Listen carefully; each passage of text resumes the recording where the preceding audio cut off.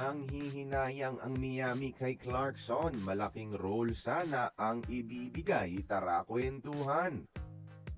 Ilang araw matapos pumirma si Jordan Clarkson ng bagong kontrata sa New York Knicks, pansin ang malaking panghihinayang ng isa sa mga humabol sa kanya sa free agency na Miami Heat, mga idol. Target sana ng Miami si JC, mga idol, para itambal kay Giannis Antetokounmpo galing sa bench. Kahit kasi career low ang naging average ni Clarkson last season sa New York. Sabi dito ng Heat, being deployed in a smaller role does not make him washed. Ibig sabihin, tiwala ang Miami na hindi palaos si JC dahil lang maliit na role ang bigay sa kanya ng Knicks, mga idol. Nakuha ng Heat si Hardaway pero iba pa rin daw ang mai-offer ni JC. At sa katunayan, pwede pa silang maging isa sa mga best bench tandem sa NBA.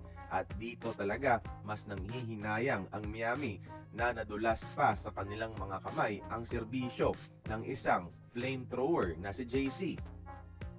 Sabi dito sa Fadeaway World, si Hardaway kasi more of an off-the-ball scorer. Habang si Clarkson naman, on-ball creator talaga. Kaya talagang pumuntos at gumawa ng tira para sa team na hawak-hawak ang bola, mga idol. At dahil daw, di naman bawat possession si Giannis talaga ang dapat mag-create ng tira. At di naman primary playmaker itong si Adebayo. Malaking role sana ang ibibigay muli sa career ni Clarkson, mga idol, kung pinili niya ang Miami bilang isa sa mga lead playmakers ng koponan galing sa bench. Nais siya sanang kunin ng Heat sa isang minimum contract.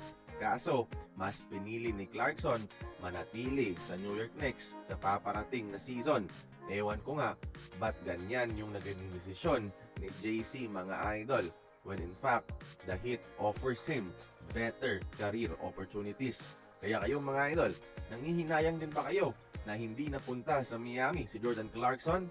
Join the conversation, magkomento lamang sa ibaba.